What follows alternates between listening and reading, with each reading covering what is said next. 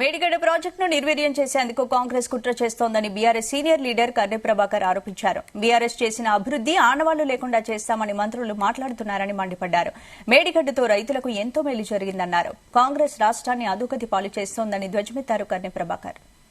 గతంలో అనేక సందర్భాల్లో ఈ రాష్ట్ర ముఖ్యమంత్రి రేవంత్ రెడ్డి గారు తెలంగాణలో 10 సంవత్సరాలు కేసీఆర్ గారి నాయకత్వంలో జరిగినటువంటి అభివృద్ధిని, జరిగినటువంటి నిర్మాణాలని ఆనవాళ్లు లేకుండా చేస్తామని చెప్పేసి మాట అయితే చెప్పిండో దాంట్లో భాగంగానే ఇవాళ కాళేశ్వరానికి సంబంధించినటువంటి మేడిగడ్డ ప్రాజెక్టుని నిర్వీర్యం చేసి తద్వారా తెలంగాణ ప్రజల కోరిక అయినటువంటి సస్యశ్యామలంగా మారాల్సినటువంటి తెలంగాణ అని ఎండబెట్టే కుట్రలో భాగమే కాంగ్రెస్ పార్టీ చేస్తుందని చెప్పడానికి నిలువెత్తు నిదర్శనం నిన్నటికి నిన్న ఉత్తమ్ కుమార్ రెడ్డి గారి మాటలు కూడా.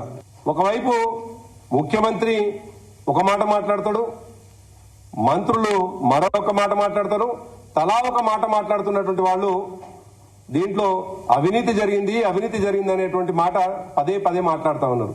నిజానికి అనేక సందర్భాల్లో వాళ్ళు ప్రభుత్వానికి రాకముందు వాళ్ళు చెప్పినటువంటి మాట 1,00,000 కోట్ల అవినీతి అని. 1,00,000 కోట్ల అవినీతి అని పదే పదే చెప్పినటువంటి వాళ్ళు కాగు నివేదికల 94,000 కోట్ల అవినీతి అని ఉంటది. మంత్రులు చెప్పినటువంటి దాంట్లో 97 కోట్ల అవినీతి అని చెప్పి 97 కోట్ల రూపాయల ఖర్చు అని చెప్పేసి చెప్పడం జరిగింది.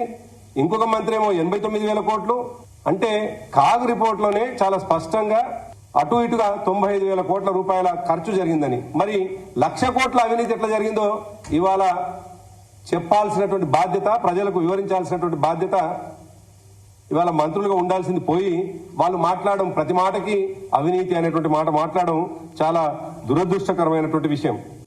గతంలో అనేక సందర్భాల్లో